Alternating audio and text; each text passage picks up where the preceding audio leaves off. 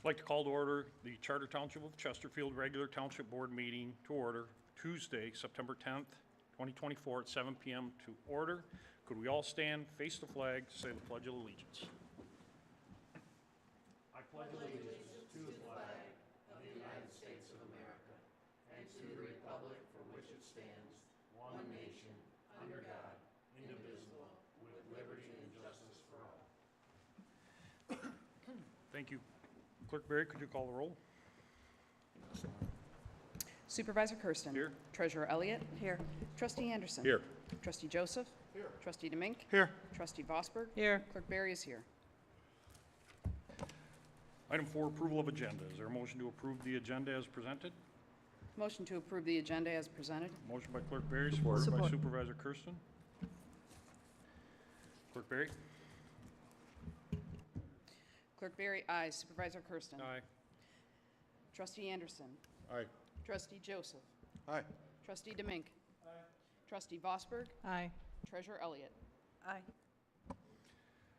Item 5, presentations tonight. There's a presentation from the Lance Crew School Board. I think we're having some technical difficulties with our PowerPoint, so if the floor is yours to present, we'll try and get the PowerPoint available to you.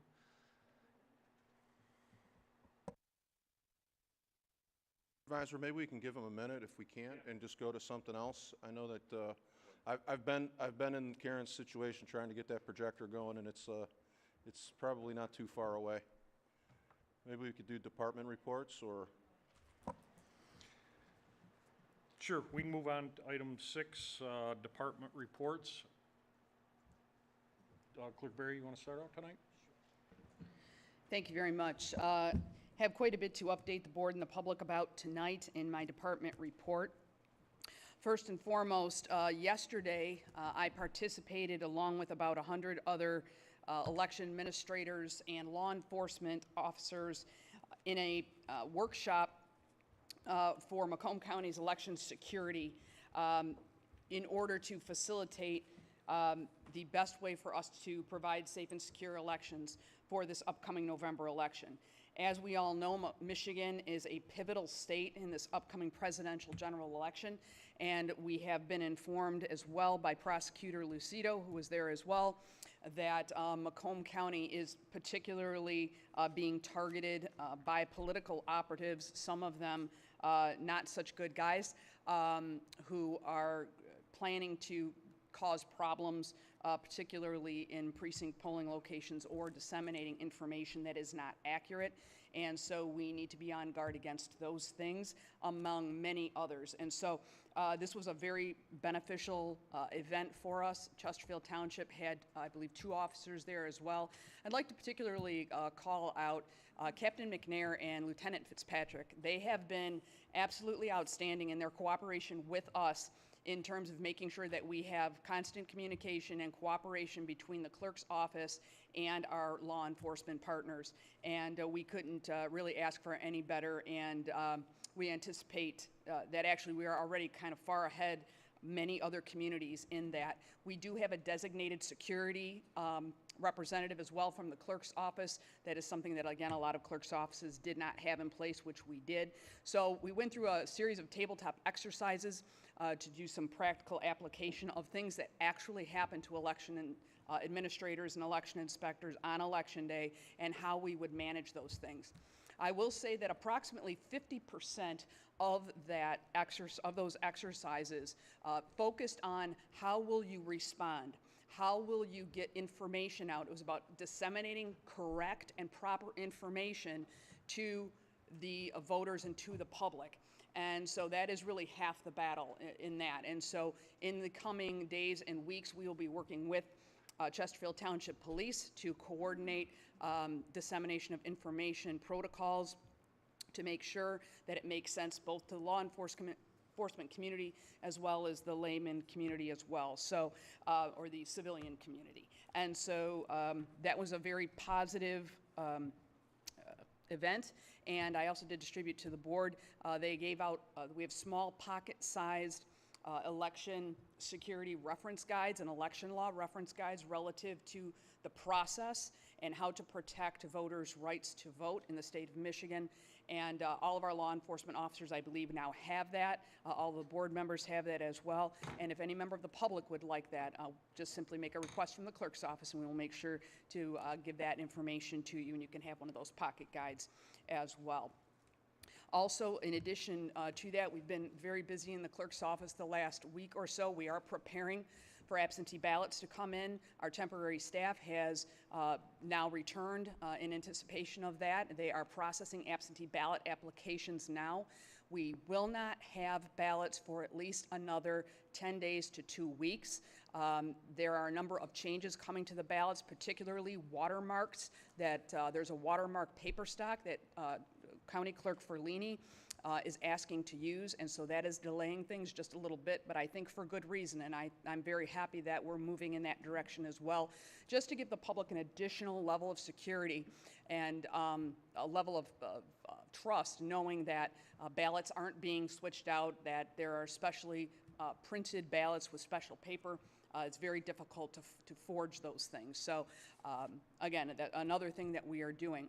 I'm very happy to report to the board as well that the Chesterfield Township Clerk's Office has applied for and was just awarded an additional $30,000 in grant funding for our voter education efforts, as well as additional money for training and to cover some of the costs of staff. So to offset a lot of these unanticipated costs, or costs that perhaps were anticipated, but we were, like many communities, caught off guard in terms of funding those things. We have secured an additional $30,000 in funding, just received word of that award yesterday. I'd like to thank our election coordinator, Mason Brzezinski. He worked tirelessly to get all of the information prepared for us to apply for that grant by the deadline, which was very quickly approaching, and we received notification of our award yesterday. So very happy to say that. I know there's an agenda item later on this agenda, and that award does completely cover the cost of that item, in addition to offsetting costs of some of our other things as well. So very happy to report that. Thank you. Any further department reports? Trustee Joseph. Thank you, Mr. Supervisor. Our public safety team met actually yesterday and went through a couple of things that are fairly pressing. We have no agenda items tonight and none, I believe, the next board meeting as well. But one of the issues that Director Bassett made us aware of was the cadet program, the very highly successful cadet program, which was started in an effort to get a leg up on top recruits. As the board is aware, the candidate pool has shrunk dramatically over the years. It's very difficult to be a police officer nowadays, and the cadet program was seen as an opportunity to bring in individuals who may have an interest in law enforcement, perhaps being an officer, and it was a great opportunity for the department to get a gauge on the fitness and potential fitness of a police officer, and also to give the cadet the opportunity to see what being a law enforcement officer is all about. And we've been instituting the cadet program through a series of grants and various financial offsets to enhance our department. But as the staffing levels are beginning to level out, and Director Bassett is comfortable with the cadets that we currently have in the system and the forecast for additional staff, he doesn't want to be in a situation where he brings on cadets and there's no opportunities for them here. It kind of defeats the purpose. So they are looking deeply at the cadet program, and potentially here in the coming months we may have a hiatus of new cadets coming in. The other thing that I'm happy to report to the board is the building renovations continue to go well. The exterior renovations, if you've been over there, you notice that there's some pretty heavy steel and things on the exterior of the building, which all of the materials are now on site, and it's just a matter of installation.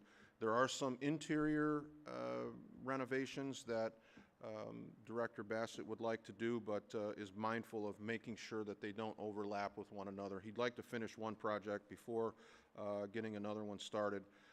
The Public Safety Employee Appreciation Dinner is something new. That is the first annual, and hopefully the first annual of many to come, Employee Appreciation Dinner. Invitations went out to public safety staff and their guests, along with the Township Board. The event is scheduled to take place on November 7th, and I'm very encouraged by Director Bassett's interest in giving some appreciation back to our public safety team. The Fire Department Open House is scheduled for October 13th. That will be at Station 3 from 11 a.m. to 3 p.m. In addition, the North Gratiot Cruise, which will have a heavy presence from our public safety team, is scheduled for September 28th. And Ladder 3, as well as a number of firefighters and crews, will rotate throughout the event, which is really, as everybody knows, an all-day event. 9/11 celebration, or commemoration, should say. The fire department will have a presence there with Ladder 3 at an event tomorrow evening in front of the Macomb County Fallen Heroes, what do we call that? The monument, thank you. Big Rig Day is scheduled for this Saturday, 9/14. And lastly, the fire chief made us aware that, actually two additional things. The fire chief made us aware that 7 firefighters will begin to engage in the turnout gear acquisition. Do you recall that we had the grant that purchases additional turnout gear, and the arrangement on the grant is that we would pay the cost and submit reimbursement to the state. So in an effort to do those incrementally, the first 7 staff will be fitted for new turnout gear. And lastly, with the acquisition of the new Ladder 3, our old Truck 3 has been available for purchase, and a limited marketing, if you will, letting all departments know that it's available, has not seen much interest. And in order to get that rehomed, Fire Chief would like to reach out to a broker to assist with the sale, and we'll of course get updates if there are any prospective buyers. And that completes the public safety report. Thank you. Thank you. Trustee Anderson? Thank you.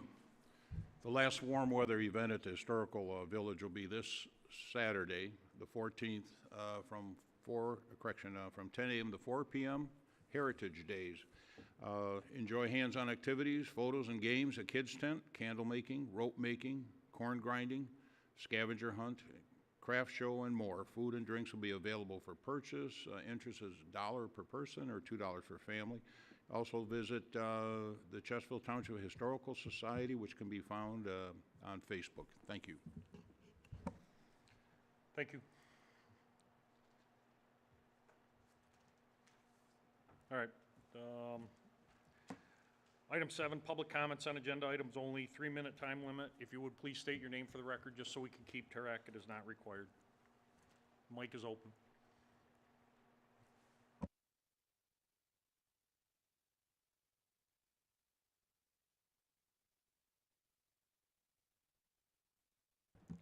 Joe Kadich, I live on Sutton, which is the road township, or the county is finally doing something about. I had a question on the agenda item on the Salt River Drive funding. It's basically 194 and 195,000 of a total of 286,000. And it looks like the 195 is bid against a capital improvement funding.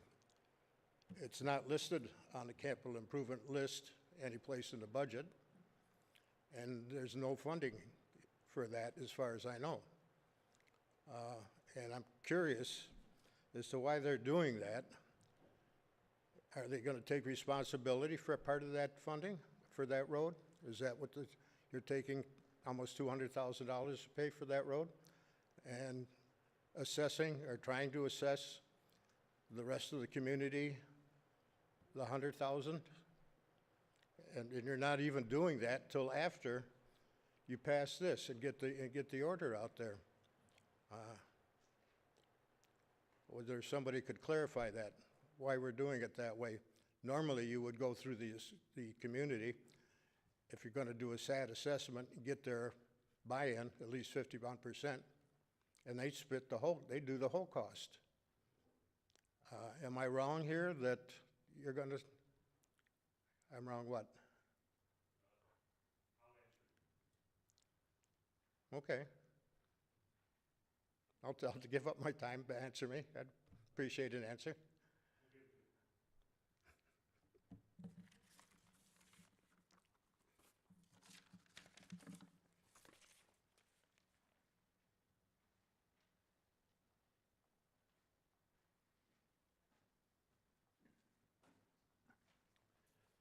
Christopher Pierrick. I'm just going to carry on where Joe left off. Yeah, I'm just wondering why we're going to vote on an item that's going to spend $300,000, but then we're going to have an opportunity for the public to make have a hearing on it, public hearing on it afterwards. Doesn't make sense that we're going to vote on something, but we haven't had a public hearing yet. So just wondering how that works. Why the cart's in front of the horse. Thanks.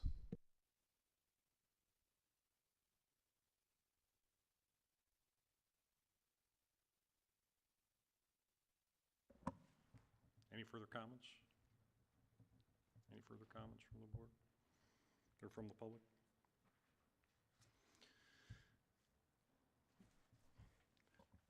Okay. I'll go back to item 5, presentations. Mr. Edoff, the floor is yours if you want to start. I apologize for the technical difficulties today. Don't want to hold you up. That's Mr. Van Camp. Yeah. I'm sorry, Mr. Van Camp, I'm sorry. But Mr. Edoff has a part in this presentation. He's just not here. So my name is Mike Van Camp, and thank you very much for allowing me some time to come present to the Chesterfield Township community. I'm currently serving as the interim superintendent for the school district for about a month, and I just would like to give a bit of a district update. So if I could take about 3 minutes. And a little different beginning, because you won't believe this, but I was at Harrison Township's board meeting last night, and guess what happened? They were frantically hitting every button in the room. This was like deja vu. So Karen, thank you for trying so hard, but not a big deal. It was 3 slides in the slide deck, but I don't know if there's a way to get that in the record, possibly, if that's possible, just to share that information. But 3 parts to the district update. One is our superintendent search. Mr. Edoff had been our superintendent for about 7 years. 24 years in the district, 25, he retired and has moved on to another position. The school board did conduct a superintendent search, and last week they unanimously selected Mr. Keith Howell from Grosse Pointe Schools, and we hope to have him begin in early to mid-October. I want it real early October. But we will take them when we can get them. So we're real excited about that, to have Mr. Howell joining our team. I want to give a little update on some numbers for the school district. If you don't know, we have just over 9,500 students. We have close to 1,400 employees in L'Anse Creuse schools. We have 20 separate buildings covering a lot of area, as you know. Not just Chesterfield, but Clinton Township, Macomb, Harrison, 7 buildings in Harrison. This summer was busy. We added 135 new employees to the district this summer, including about 45 new teachers, certified staff to the school district. So things are going well. We're off to a good start. And one of the other things we have going on, and I did put some information over there on the table, is we do have a bond proposal on the November 5th ballot. Many of you in the room probably know we went for a bond proposal back in May, and it was turned down by the voters. And they got back together, and they have really kind of limited this bond proposal. It is for $188.7 million. The other one was in excess of $300 million. And this is all to go to critical needs. So it is a no tax rate increase bond proposal, just going toward safety and security and technology and classroom issues, athletics and playground, but no new buildings. We're not expanding the footprint. We're taking care of what we have with that. L'Anse Creuse hasn't had a bond since 2005. I'm looking at some familiar faces up here that may remember when we went for that. At the time, that was a huge bond proposal. And we built new buildings and everything else with it. And we promised we wouldn't do another one for about 10 years. But in 10 years, we're going to need one. Well, 10 years came and went, and now we have almost another 10 years, and it's really time. If you've seen some of our sidewalks and parking lots and what we're doing with the roofs, the technology, things like that, really needs to be updated. So all the information, building by building specific information. So if you have community members that want to know, what about Green Elementary School? What about Middle East? What about the Early Childhood Center? What about Green? Okay, Carcanord, that information, High School North, is on the website. You can find out exactly what the plans are and how much money will be geared toward each individual building. So folks can access the website for information. The election's on November 5th, so we hope people get out to vote, just like what was discussed earlier. But thanks for having me here tonight. Thank you, sir, and again, apologize for, Can I add one more thing? I'm Please. so sorry. please. So years ago, I was principal at Middle School East for about 10 years. That's where you and I first met, Mr. Kersten. And I just got to say, as principal, you never want to call the police department or the fire department, right? But every time, you were helpful, you gave great advice, and you were great partners. And alarm calls at 1 in the morning, right? Having to go meet some of the folks up at the school where I know they didn't really want to be walking the school, but they had to, and they did it with class every time. So I just wanted to say that to you. Thank you. Thank you. I appreciate it, and I apologize for using the wrong name. I miss those days. Mr. Kersten, if I could, before Mr. Van Camp leaves, one, I wanted to say, if I could, sorry. Yeah, I wanted to say, one, thank you for acknowledging our police department, and also to tell you that I very much appreciate not only your commitment to our community and the kids that have gone through your school, but also to just community members at large. And the one specific group that I really want you to know how much I appreciate is your commitment to our veterans. My daughter was a student, and I know Trustee Vosberg has had fond memories of the L'Anse Creuse District and was very involved when her kids were there. I sent to Karen this morning a picture that I wanted to add to the rest of your slide, to the end of your slides, to say thank you, because the picture is a picture that was taken on Veterans Day in 2009.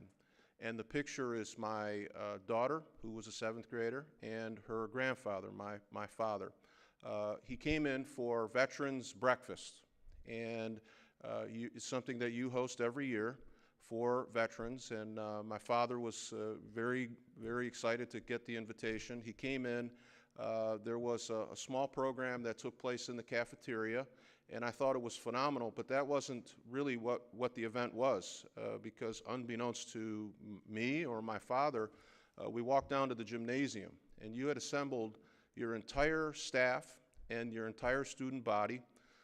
There were American flags and bands, and as the veterans walked in, they were celebrated for their service. And you had, I think, even a World War II veteran that day, a number of Vietnam veterans. My father, who was not known to be very emotional, was emotional that day. And when I talked to him about it, he said that when he came back from Vietnam in 1968, the country was deeply divided. And he was instructed when he got to the airport in California to take off his military uniform because there were protesters there. He always felt, as many of Vietnam veterans felt, that they weren't properly credited for their service the way other veterans had. And he said that your program, your assembly, was the first time in his life that he had ever been acknowledged for his service. My father unfortunately passed away in part due to some illness attributed to his exposure to Agent Orange there, and his departure from this earth was very, very tough. But up until his final days and before he was put to rest in Arlington, he talked about the program that you provided to him. And I'm grateful for the opportunity to say thank you publicly for not only what you did for my family and my daughters as students of yours, but as somebody who's very grateful for what you did for my father and all the other veterans in this community. You've been a fixture here, and I very much appreciate you, so thank you.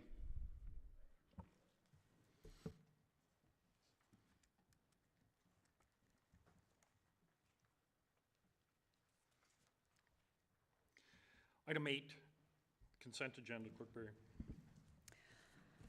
All items under the consent agenda are considered routine by the board and will be enacted in one motion. There is no separate discussion of these items. If discussion of any item is required by a board member, it will be removed from the consent agenda and considered separately. A, approval of the minutes of the regular board meeting of August 27th, 2024. B, approval of the payment of bills as submitted by the Finance Department. Is there a motion to approve the consent agenda as presented? Move to approve. Trustee Gosper. Support. Treasurer Elliott.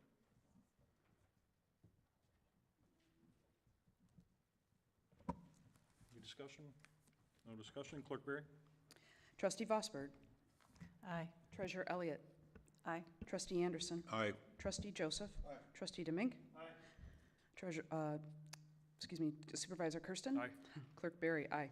Item 9, public hearings. There are no public hearings scheduled. Item 10, the regular agenda. Item 10A is to approve a recommendation to award the Salt River Drive paving SAD to the lowest responsible bidder, Peake Asphalt, Inc., in the amount of $194,470.70, and to approve the total project cost in the amount of $286,358.11. Is there a motion to approve? Supervisor Kersten will make a motion to approve. Is there any support? Support. Trustee Vosberg. Mitch, can I impose on you to kind of explain the process to how we got here? There were a couple of questions.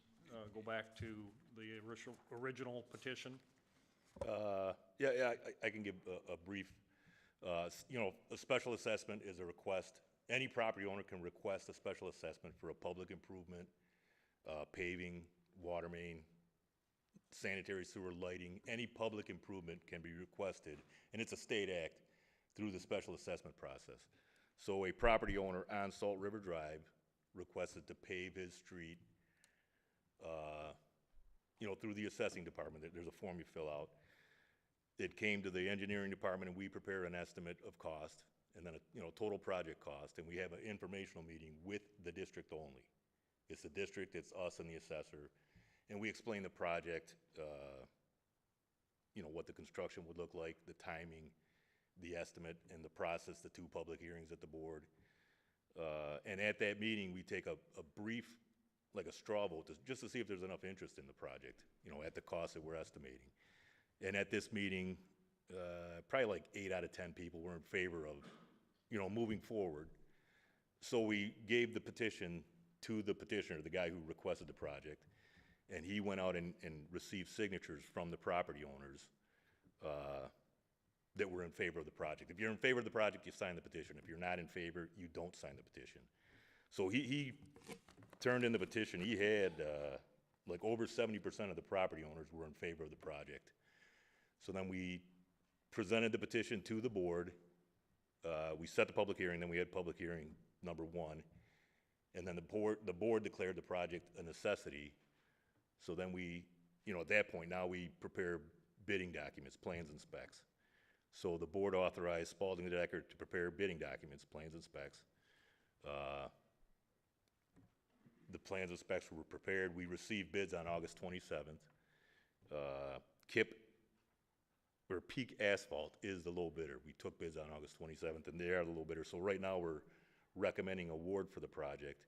It came in slightly less than the estimate, so that's, you know, that's good. And then at the next board meeting will be where we assess the properties, you know, spread the roll. The entire project is paid for by the district. The construction and all the engineering, all the, you know, the soft costs are borne by the district. Thanks for your summary. Now, you want to go on to what we're doing tonight? Oh, yeah. Agenda So, item? yeah, tonight we received bids, so tonight we'd like to award the project to Peake Asphalt, who was the low bidder. They tabbed out.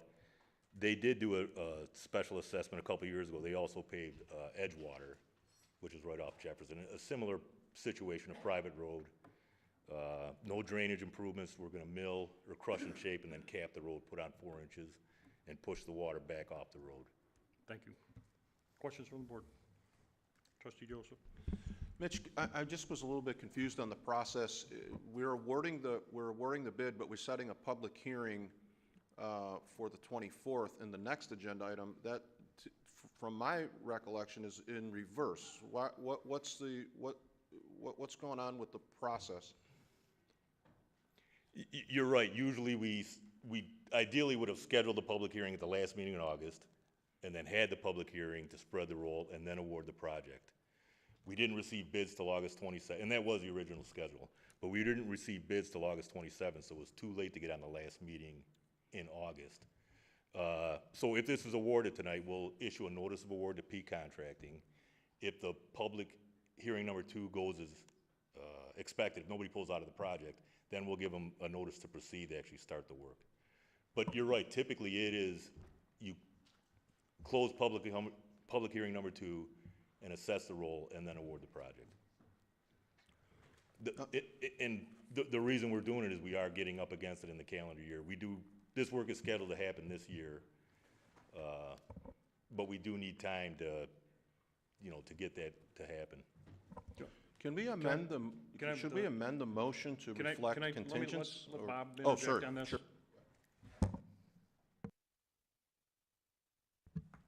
Yeah, Dave, this is the same process we use on every single SAD. Back in May, we had a public hearing on the question of necessity. So as Mitch said, once the petitions are circulated, the assessing department looks at the signatures, compares them against the tax roll, and determines whether or not 51% or more of the front footage of the land, property on the front footage, has signed the petition. In this case, as Mitch said, it was over 70%. Once that happens, the board sets a public hearing, and the purpose of that hearing is to allow the people, both that signed the petition and those that did not sign the petition, to come in and argue their positions to the board. The board heard those arguments, and as I recall, there were virtually no people show up at the meeting. The board then adopted what's called Resolution Number 3. That determines necessity. It sets the district. It sets the term of years, which is 10 for the payback, and then directs the engineers to go out and actually bid the project. You can't establish the role until you know what the numbers are. So in this particular case, Mitch went out, they bid it out, they got the bids in, they're now accepting the lowest responsible bidder, they're gonna award the contract, and now we know what the number is. And we'll take that number together with whatever soft costs, there'll be engineering costs, there'll be some administrative costs, legal expenses are minimal, and those will make up the total amount, and then your assessor will take that total amount, primarily the bid that we're gonna award tonight, and spread it, and that will be available. That roll is already going to be available on file tomorrow morning. So we're going to come back here on September 23rd, and every resident will be given a certified mailing of that meeting, and they will then come in and they will know exactly what their spread's going to be. So this is exactly the same process that we use on all of them. We couldn't do the roll without the numbers. In terms of the public hearing, so the Resolution 4, there is no opportunity at that point for All we're doing tonight is setting the public hearing for September 23rd, which you're going to adopt tonight. The next item up, Resolution 4. Sure. That just sets the public hearing for later in the month. Is there any chance that the impacted residents could come in on the 24th and say, that's too high? And then if we've already awarded the contract, are we then, like, they have the ability to say, that's too high and reject the SAD, correct? Yes and no. Okay. In this case, the answer is no. There's a provision built into the statute where if this amount, back when we held the first public hearing on necessity, there was an estimate of costs that your engineers had prepared. So when people came to that hearing, They had an estimate in front of them. They knew it was an estimate. Okay. But they came in and they made their position known to the board. You then decided to go forward with it, and at that point, it's irrevocable. That train is on the track, and it's going to keep going forward unless. When this bid came in tonight, if it exceeded the estimate by 10% or more, then they could have gone back and had another, we would have had to have had another public hearing on necessity. The theory being that if you sign a petition knowing the project's going to be 500,000, you may not have signed that petition if it was 800,000. I see. And so when it's 10% or more, you got to go back to square one. That's not the case here. It came in under. And so it's exactly what they came to that first public hearing on. Okay. I just have one additional follow-up, Mr. Gard. I appreciate the deviation slight from the normal, and I get it. I was prepared to vote no, primarily because I really don't like the contingency fees, which are 20%, as well as the engineering fees. That is, to me, excessive, but it's not my project in the sense that the impacted residents were given a number, and the number that they agreed to when they approved the estimate, according to our attorney, is actually less. So they were aware of the total cost, and they said yes. I guess it would be wrong for me to stand in the way of their request, but I don't know how we got to a 20% contingency, and the engineering costs are representative of almost $50,000 of this project. So a very sizable amount, and I'm disappointed in that. But if the residents were aware that the number was higher and they voted for it, I guess I can't really stand in the way. Thank you. Thank you. Any further questions? Trustee Domingue?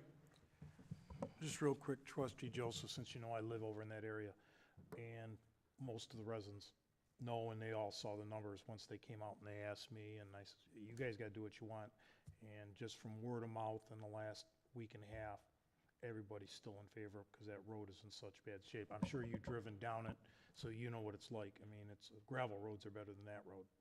So, but, yeah, just word of mouth from what I've received is it's still, everybody wants it. One of the residents is here. I see him sitting in the audience, so. Thank you. Just to follow up, the communications I have is the residents can't get this done fast enough. That's why they're asking for it. So.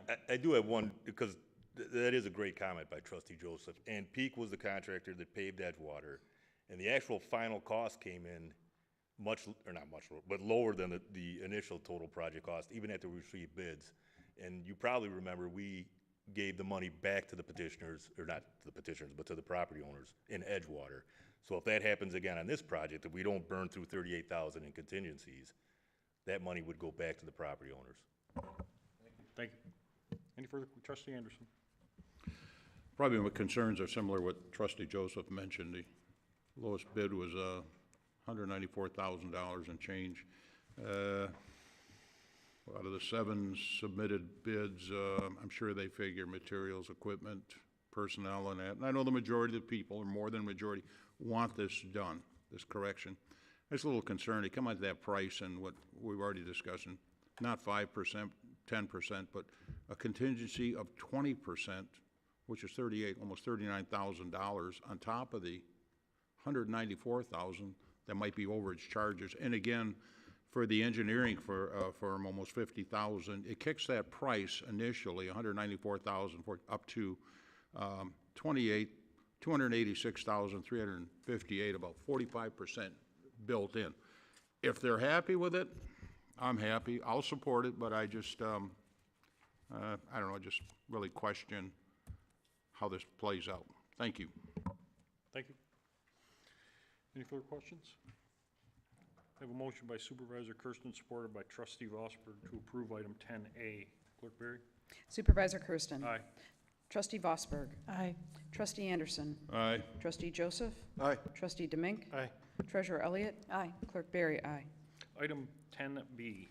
Item 10B is an approval to adopt Resolution 4, number 2024-18, to set a public hearing for September 24th, 2024, for the purpose of reviewing the special assessment roll and hearing any objections for the road paving improvements for Salt River Drive paving SAD. Trustee Domingue, supported by Supervisor Kersten. Discussion? Just for, as was stated, this will come back at the next meeting. There will be a discussion of interest rate, right? And the term has already been set and approved by the board. Motion by trustee Demink, supported by Supervisor Kersten. Clerk Berry. Trustee Demink? Supervisor Kersten? Aye. Trustee Anderson? Aye. Trustee Joseph? Aye. Trustee Vosberg? Aye. Treasurer Elliott? Aye. Clerk Berry, aye. Item 10C. Item 10C is approval of the attached library fund agreement. Is there a motion to approve? So moved. Will make a motion to approve. Support. I'm sorry. Support by trustee Anderson. Yes. Treasurer Elliott, you want to address this? Or Eric? I'm sorry, Mr. Magnus, I'm getting carried away with names tonight. It's, understandable. For those of you who don't know me, I'm Eric Magnus Eubank, the relatively new director of the Chesterfield Township Library. Tonight is a rather routine piece of business that Treasurer Elliott and I have been working on for a little bit, and I understand the township's attorney was going to explain it further, but I'm here in case there are any additional questions that come along, and I've always appreciated working with the various members of the township board, Trustee Joseph, who I frequently see on a monthly basis and is always a welcome presence at our meeting, and the rest of the township trustees. I also would like to extend a special invitation to you for two separate events. On Friday, October 4th at 3 o'clock, the library is having an open house to celebrate our 30th anniversary. Will, among other things, feature a visit from Michigan State Librarian Randy Riley. And then the Friends of the Library are having a fundraising gala on Friday, October 11th at 7 p.m. And you would be more than welcome at either or both of those events. And then with that, I'll turn the floor over to Kathy and Attorney Seibert. Treasurer Elliott. Thank you, Mr. Eubanks.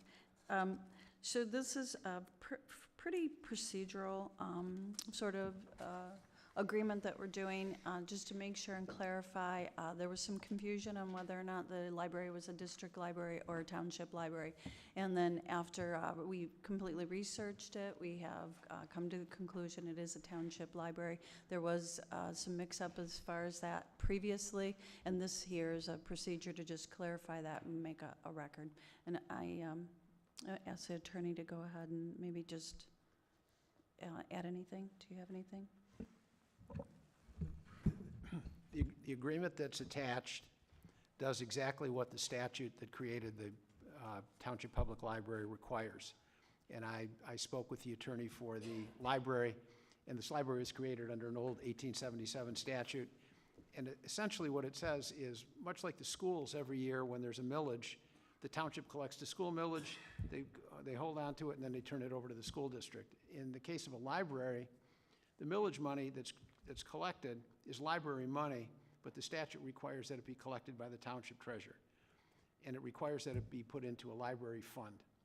The money's collected, and then as the library needs the money, they simply cut a voucher, and they'll say to the treasurer, you know, there's $1 million there, we need 500, whatever the number is, they give her a voucher, she releases the money. That's the practice that the statute requires.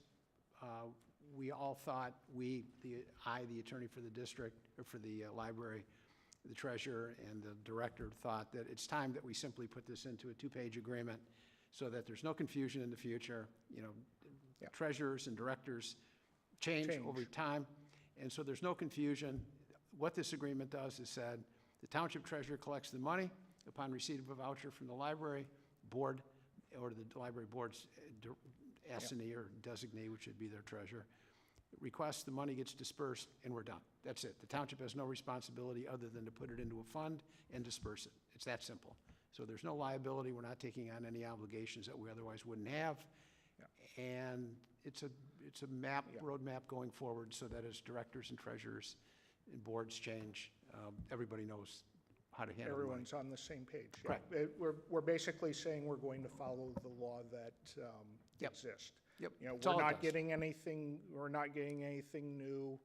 You know, you're not taking on anything that you're not already responsible for. You know, it's just basically putting down in writing what already exists. Thank you. Trustee Vosper. I have a question of the attorney, just out of curiosity, does it just the millage money? Pardon me? Is it just the millage money that goes into that fund? Or Technically, there's any other monies that we would collect. that we would collect? That we would collect. Yeah. Right. So what if they do their own fundraising and whatever, That- donations, we have nothing to do with whatever, their, we don't. no, that we don't have anything to do with that. Great. This has to do with the collection of millage money and whatever other monies the township would collect for the library. It simply is dumped into a fund, so your finance director will create a fund called the Chesterfield Library Fund. It's earmarked for the money goes in, we get a voucher, the money goes out, that's it. Thank you. We have no control over how it's spent whatsoever. Thank you. Any further questions? I have a motion by Supervisor Kersten, supported by Trustee Anderson to approve item 10C. Clerk Berry. Supervisor Kersten. Aye. Trustee Anderson. All right. Trustee Joseph. Aye. Trustee Demink. Trustee Vosberg. Aye. Treasurer Elliott. Aye. Clerk Berry, aye. Item 10D. Thank you, sir. Okay, thank you, and I look forward to working with you all in the future. Item D is to approve a recommendation by Clerk Berry to design, print, and mail a third rendition of the Chesterfield Township Voter Guide to qualified electors for a cost not to exceed $12,500. The voter guide will provide information concerning the November general election, including absentee voting, early voting, election day, and frequently asked questions about security of the electoral process. Is there a motion to approve? So moved. Motion by Clerk Berry. Is there any support? Support. Trustee Joseph. Clerk Berry. Thank you, Mr. Supervisor. Back in October of 2023, all clerks throughout the state of Michigan were required by the Secretary of State Bureau of Elections through our county clerk's offices to provide them with a voter education program plan. We did that along with all other clerks in the state, and this is part of that plan. This is the last installment of the voter guide. This particular version of the voter guide will be specific to the November general election. It will also focus particularly on security matters, as well as some changes that are coming that folks need to be aware of with regards to absentee voting. For example, after this election, there will be no absent voter list anymore. There will only be the permanent ballot list. So folks who have been on the absentee voter list for many, many, many years and expect an application to be mailed to them every election cycle, this is the last election where that will occur. That list will no longer be supported after this. So we are trying to educate folks to transition them also to that new environment. A number of other things, of course. Many people don't participate in the presidential primary or the primaries in August. So more than half of our registered voters did not come out in those elections. They are unaware of all of the changes that have taken place, even though we have mailed pretty regularly to them. There are some folks that just aren't paying attention until now when they're coming to vote. They vote every 4 years in presidential generals, and they may not be aware of much of the information that we need to convey to them and how, where, and when they can participate in the November general election. So this edition is going to focus in different areas than our previous one, as well as make updates because changes have been made through the legislature as well through some directives from the BOE, Bureau of Elections, since the last printing. So things literally change regularly, sometimes on the daily, and we will be providing voters with all of the updated information. And as I mentioned before, this project was approved by the board. The funding for this project was approved by the board in our budget. It is budgeted, and again, I'm happy to say now that we have additional funds that are going to cover the entirety of this cost with that $30,000 grant award. Further discussion? Trustee Joseph. Yeah, thank you, Madam Clerk. I seconded your motion primarily so that we could have discussion. And I just had a couple of things that I really wanted to have assurances. I didn't want to encumber the motion with requesting friendly amendments, but the last voter guide that went out was a source of some division, diplomatically put, and I was appreciative of your response when it was brought to your attention regarding the appearance or possible appearance of a campaign piece. The voter guide prominently featured you, picture of you, your office, so forth, and typically all correspondence that goes out from the township board just either references the township or the inclusion of the entire board. And I wanted to make sure that you had made the revisions necessary to keep away any appearance of any kind of campaign piece, and that it truly is in the spirit of the voter education. And then secondly, which you touched on it in the end of your description, this cost is a reimbursable expense, and it is part of the initiative to educate voters. And then the last thing that I wanted to suggest to you was election-related expenditures have been, things that our colleagues have brought to the board meetings for some pretty spirited discussions, and I'm wondering if at some point, maybe even prior to the election, you would break down your costs, not as they relate to the changes that are being impacted, that you're required to keep up with, these unfunded mandates that are coming from the state, but these mandates are consistent with every clerk's office in our state, and I was wondering if you could maybe bring to the board some comparisons at a later date in terms of the costs of our election versus other communities, like-sized communities, because I would like to see, some comparables and what other communities are spending on their elections, and I was hoping that you could address those issues. Sure. So to your first point, yes, we're revising some of the visuals on that. My name will still appear in there because I do have to take responsibility for that. But if you don't want my picture in there, maybe I'll put yours in there. We don't want to scare the voters, so keep my picture out of there. So my name will appear. I have to actually take responsibility for that information. So my name will appear there, but I certainly don't plan to put my name on, or my entire face on the front of it like some other elected officials do. So your points were well taken, and we have amended. We do plan to amend our design of that. And also, too, we want to make sure people understand this is different than they've gotten before. This is different information, so we want it to look a little bit different so that folks will take a look at it and get all the information, the updated information in there. With regards to other communities and comparable costs, I don't have that for you, but I do have some numbers for you because I thought you might be interested in knowing this information. So Chesterfield elections, first off, to understand we had an additional election that other communities may not have had, and we had a school election in May, so we had to budget for that. Our total budget with amendments for all 4 elections this year approved by the board is $731,488. Our total expenditures to this point have been $569,495. The majority of those are personnel costs. To date, we have either received or have commitments for reimbursements or grant funding in the amount of $226,619. So nearly 40% of the funds that have been expended to this point, have already been committed to be reimbursed to us. So out of pocket for Chesterfield taxpayers, if you will, somewhere in the neighborhood of approximately $300,000, which is actually on par with what other elections have cost in the past. So that's just to kind of give you a thumbnail or some napkin math, so to speak. I know you like to use that term, so I've stolen it. Some napkin math for you there on what the costs of elections are. But we'll give you a full accounting of all of that at the end of the cycle, once all of those are in.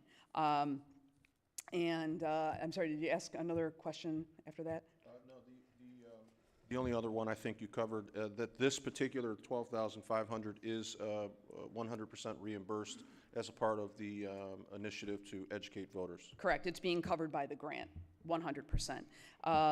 And we expect also that that 12,500 won't actually be the actual final number. Right now, that number looks like it's going to be more like 11,600, but we wanted to allow for any other update, any revisions or changes in postage or any other cost changes that we're unaware of. So a contingency, if you will. But right now, we're looking at about 11,600. Thank you. Further discussion? Trustee Dwight? To start with, earlier in the clerk's comments, she said she got a grant for 30,000, I believe. Do you have any documentation that you forwarded to any of board members regarding that, rather than just something verbal? Yep, I have it with me right here for you, specifically Trustee Deming, because I thought you might ask for it. So I do have the entire hard copy packet to give to you tonight. We can email that out to everybody. We just received it literally yesterday afternoon. Sent it over to our attorney for review. He gave his approval, and then we went ahead and finalized. Okay, I should definitely suggest that be, sent to every board member up here, and I would like that hard copy. Sure. Also, I think when this comes out, whatever this election packet is, it doesn't affect me, since I'm not gonna be up here anymore, but I think, let alone you're the clerk, but I think every board member's name should be on there as a member of this township board, because it is a township publication. Sure. Trustee Gosford? Thank you. I have is there a draft of this ready? I didn't see a draft copy in the agenda. No, we don't have a draft prepared yet. We weren't going to do that until after we had approval. We didn't see the point in expending funds to have design work done before this. But it is going to be similar. You already said the design might be different, whatever, but it's similar in that it will be a booklet form that will go in the mail. Correct. And I'm wondering if were the other ones sent to all registered voters? It was sent to all households. All households. Correct. I'm sorry, right. Yep. So again, this one will go to all households. Correct. And I'm just thinking it's the same thing, and I'm wondering if you could look at a different way of getting that information out electronically or in some other fashion besides print in the mail, because not everybody looks at their mail anymore. Plus, it's going one per household, and it's not necessarily addressed to the newer voters who maybe have no experience with any of this and aren't going to look at a booklet. Sure, and we will, when we distribute it, we do put it online through social media. We put it on our website in an electronic format.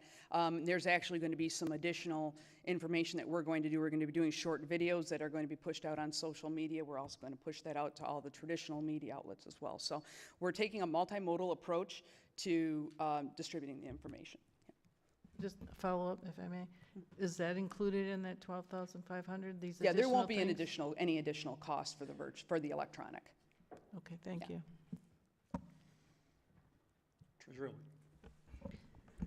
So there's a voter guide already on our website right now. That was the last one that you did. Was there just one or two that you've mailed? We've done two. We did one for the presidential primary that had all of the presidential primary relevant information in it, and then we revised it for the August primary with all of the August information, because they're all very different elections. And then this one will be strictly for the November general. Yeah, I had thought I had two sitting on my desk at home, and that they were slightly different, right? And maybe there was different dates, but they're each 8 pages, correct? No, the first one was 12 pages. There was more information in that one because presidential primaries required voters to ask for a separate ballot, so we had to address that issue. Whereas in August, it was one ballot where people could not choose candidates from both parties, so we had to address that issue. So that was one of the major changes, plus the changes in the dates. Right. So, and this one here is estimated at 40 cents per guide for printing? Yeah, I think it's what, 6,600. Right. So that's about 40 cents per guide to print. And so a basic two-sided glossy print item can be anywhere 10 to 15 cents maybe each, and you can put some basic information on that. So this here is more than double that, with a lot of duplicate information that we've already mailed and that is already available on the website in several different areas. So I would like to have seen the grant documentation. I would have had time to look at it if it was forwarded to me after the attorney.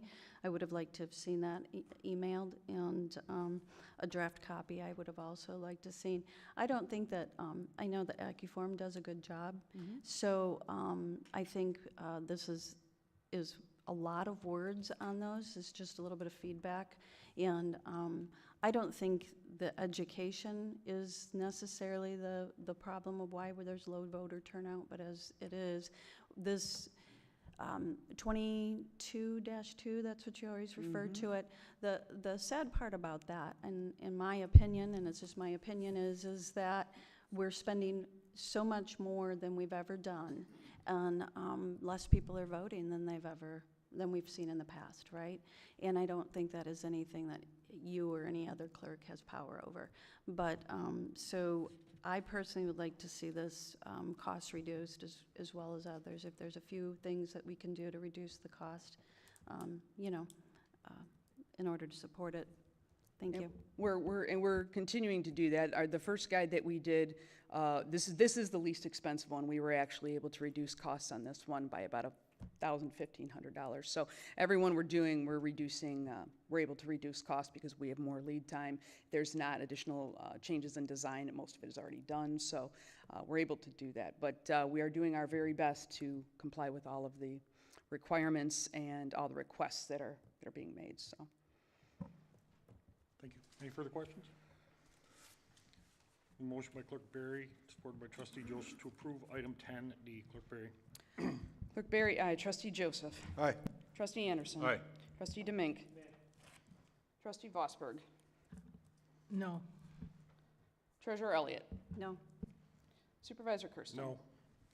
Item 10E. Item 10E is to approve a recommendation by the Human Resources Department along with Mank and Vance to select WEX as the township's new carrier for health savings account and COBRA administration effective January 1, 2025. Is there a motion to approve? Supervisor Kersten will make a motion to approve. Is there any support? Support. Treasurer Elliott.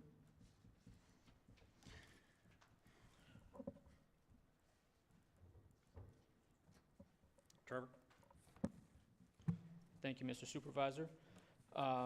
As explained, this is a request by the Human Resources Department along with Macon Vance to change our current HSA administration to WEX. A little background of how we came to this point. Back in May, Human Resources reached out to our TPA, Macon Vance, to gather vendor presentations to help improve the administrative product the township and employees receive while trying to use their HSA.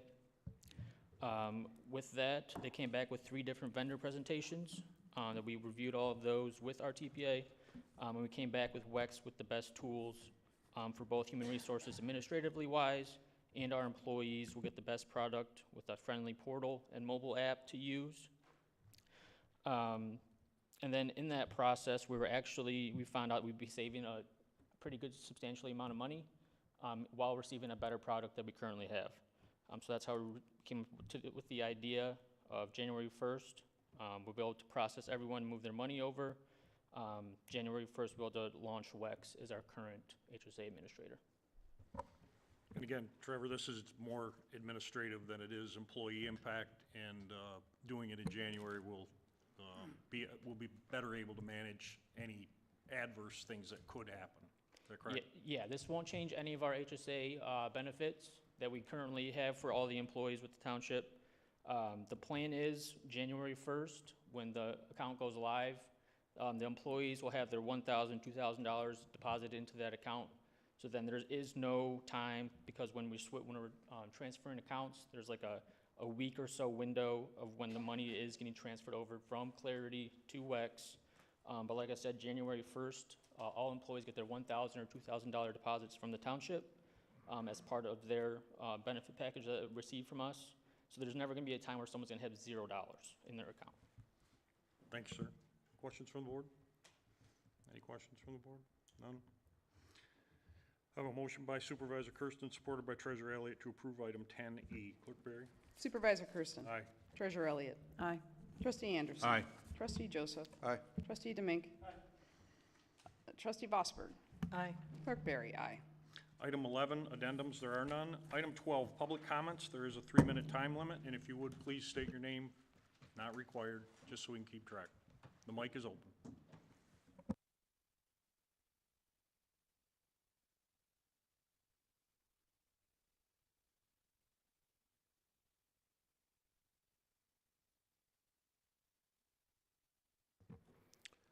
Christopher Pierik, Chesterfield Township.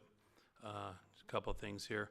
Last week, I received an email from the township reminding me that my tax bill is due, so I clicked on the link to view the invoice, and I got a BSNA error saying that it couldn't take me to the invoice. I just tried it again while we were sitting here. Got that same error, so something needs to be looked at and cleared up. I'd like to see a breakdown of things. Second item is Chesterfield Community Center. Is that still a school zone in front of that building? Because there are signs and flashing lights that will prompt you to slow down. If it's not a school, then will the county be taking those signs down?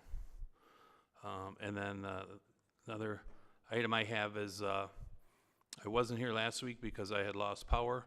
So as far as the electric infrastructure in the township, are there any improvements planned for that? I know that that is covered by the electric company that provides that for us, not the township, but there's a lot of things that are supposed to be the responsibility of the county that the township, since we have a great relationship with the county, that the township will support, and the board majority gives out bags of money to the county, so maybe there's a few medium-sized bags of money that can go to the electric companies to help improve that so we don't lose power all the time. Thank you so much.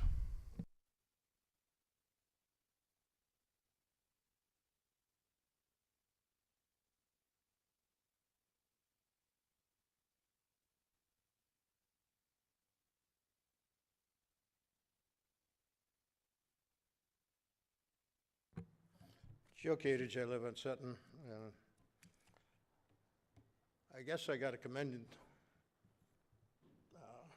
the water department or the engineering department for working so fast to get the road cleared, or the construction approved for the road, Salt Lake River Road. Did a good job. I'm still not clear whether when you have your SAD agreement or meeting, whether the $286,000 is still part of that. Are they going to be assessed for that 286? And basically Chesterfield not picking up any? Beyond that, you moved so great and did so well on that. When the county started or made plans to repave Sutton, I sent a letter to the board and Supervisor Kersten that the water main on Sutton is over 70 years old. It had at least 12, 13 patches already, and it was due to be replaced. No, there's always money in that enterprise fund, supposedly for doing stuff like that. I don't know why you opted not to do it, but it seems really ridiculous. The county is going to repave a mile of road over a pipe that should have been replaced long ago, and who knows when they're going to have to come in and replace it and tear up the road to do it. Doesn't make a lot of sense. The other thing, Clerk Berry, commend you for your performance tonight. You did quite well. And one thing I'd recommend, I don't know if you can do it or not, but one thing I found out when I was running is people did not know who was running on the different things on the ballot. Now this ballot's going to be a lot larger, and The only chance they see, basically, that ballot is when they go into the voting booth. And people don't know, you know, even if they want to look at, see who's running and try and get some information on it, they don't know. There's no availability. Would there be a way to send out a trial, not a trial ballot, but a sample ballot along with that so people could do their homework beforehand? It'd be a good thing to do. Thank you.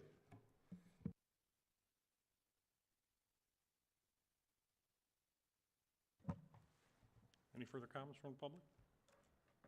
Any further comments? Start out with trustee Demink tonight. Enjoy the nice warm weather. Got it for a couple more week and a half. That's all I have for tonight. Get done early. Thank you. Thank you. Trustee Vosberg. Thank you.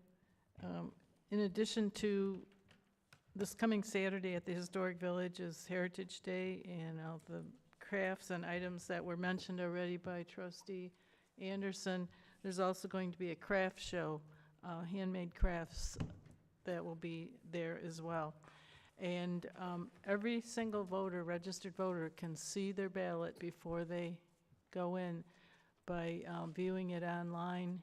There's go through the Secretary of State portal. You put your name, you put your address in, so it's your very ballot for your precinct. In addition, you can always come here and get a copy of it too. I know I've done that for years and years before it was available online, so you can see your ballot. Thank you. Trustee Anderson. Thank you. Correct me if I'm wrong, but Mr. Kadich, this is unique here as far as the SAD process here. It won't, my understanding, it will not cost the township anything. Strange as it may seem, the township will collect 3% of that amount for taking care of the legal administration and administration of that. So actually the township's making a couple bucks, not a lot. I'd like to thank Administrative Assistant Ms. Karen Garby. Had a situation last week with some of our residents, and I believe she bird dogged the issue. I bugged her throughout the weekend even, and I believe she was able to get some resolution in a positive vein for our residents. Next meeting is 2 weeks from the night, and just want to remind you that'll be the first day of autumn, so enjoy the last 13 days of summer. Have a good week. Trustee Joseph. Thank you, Mr. Supervisor. I'd like to echo Mr. Anderson's appreciation for Ms. Garby. She's been very, very busy. Continually, and I know other board members are as well, with complaints and concerns about priority, and the compost doesn't get picked up, or if the compost gets picked up, the trash doesn't. And I know that she stays continually busy. She's really our go-to person on the board, and I appreciate her, as does Trustee Anderson. I will just say elections are difficult, and tonight we have probably the biggest race in our country is the presidential debates, and we see unprecedented division in our country. And the thing that we get accustomed to as local, politicians, if you will, is it gets pretty nasty. It gets really, really nasty. You get called names. You get opponents that are so committed to just being in the elected office, they lose sight of basic decency. And last board meeting, we had a member of the community went to the podium, talked about an email that was sent 4 years ago, and referenced it as "I have amnesia and dementia is real." That's not part of a political debate. Shouldn't be, especially with people that have real dementia and neurological problems. But whatever. That's part of who you are, not me.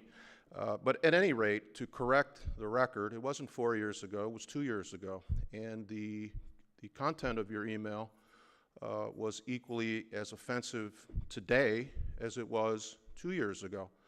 I appreciate that you show up and give awards during election years to their chief, but the officers that you disparaged took it hard, and it was uncalled for then, continues to be uncalled for. Doesn't make me a racist, and it doesn't make other elected officials in this county. Prosecutor Lucido is disparaged continually. He's called homophobic, misogynistic, racist, and he has support. He has support. But his opponents have support. My opponent supports his opponent. The top executive Democrat in our county supports his opponent. What I don't understand is why members of this board solicit Mr. Lucido's friendship and thankfulness and yet covet the endorsement of people who disparage him. Treasurer Elliott posted on June 15th a picture of one of the principal people that disparages our prosecutor and thanked him for his support. I don't know what having the top support of the top Democrat in our county does, but the name calling and the disparaging comments are really at a premium, and it doesn't make you a racist if you vote for me or Trustee Anderson. And I would like to see some civility as we move forward. Can we stop there then? Yeah, absolutely. Thank you. I'm sorry if I made you uncomfortable. Treasurer Elliott?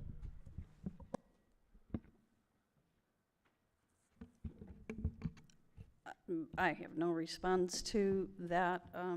I received the endorsements from several elected officials, and I don't understand why that's relevant to anything that's going on here today. I don't support or understand why any elected official that would be sitting here at this podium discussing race when there was no race subject happening in the last couple of months here in our township, and why it's being brought up. I find that very sad, and I would like to distance myself from anything. It would be that. I have many loved ones who are from many walks of life, and in my home and in my belief system, I do not participate in those kinds of discussions, and I'm not going to do it here. I also had written on my notes to remind everybody that sample ballots are available online through the Secretary of State. So I want you to remember that. And as far as Mr. Pyrick, in your comment, your taxes are still available to be paid online. I'm not entirely sure, nor could I answer the question of why the text to pay message that you received would have had an error, but I would ask, I will give this note to somebody who can look into it, and if you don't hear back from them, it may be because they don't have your telephone number. If you wouldn't mind sending me an email, and I will make sure that with your telephone number so that they can call and work through that. Thank you. Clerk Beard. Thank you, Mr. Supervisor. The role of your election administrator here in Chesterfield Township is to provide every eligible voter access to safe and secure elections. We will not deviate from that mission. We will not abandon our responsibilities to educate voters. I will appropriately inform the Bureau of Elections and Secretary of State's office that we will be deviating from the plans submitted to them, and I will take their direction. I will make the board aware of their direction. I am certain their attorney will make our attorney aware of their direction. Thank you. I'm very comfortable with the direction that the elections are going in, so nothing but confidence. Just a couple of, Mr. Kadich, I'm not sure where your comments were. The SAD has stated the SADs have been the process here long before I started, and we followed them through. As far as Sutton Road, the repaving, that's just a mill and cap. That was a very simple project. We didn't pick it. That's a road commission project. The comments you make about water and sewer, the water and sewer are underneath that roadway and they are aged. So the solution is to update the water and sewer and place them in a different spot away from the road. That is underway and has been underway.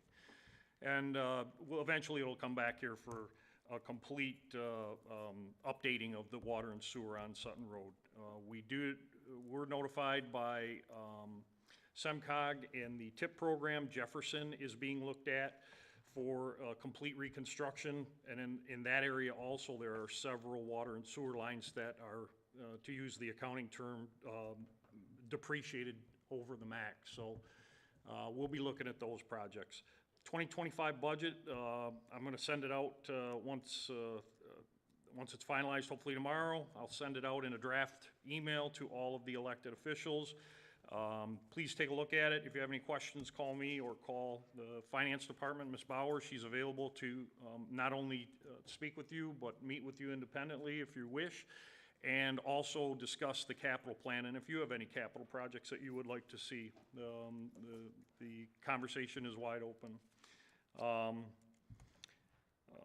And one last comment, Mr. Perrick, yes, that is still a school, and the signs will remain there. That is all I have tonight. I will make a motion to adjourn. Is there any support? Second. Supported by Clerk Berry. All in favor? Aye.